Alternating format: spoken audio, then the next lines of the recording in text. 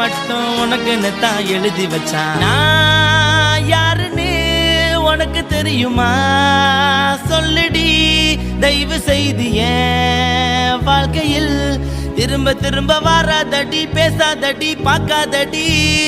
பாதியில விட்டு புட்டு போறதுக்கா பச்சை மனச பறிச்ச சொல்லுடி. குடிகாரம் பெத்த மகளே, உன்னை ஒரு வாட்டி பார்த்தாலும் இருட்டாகும் பகலே.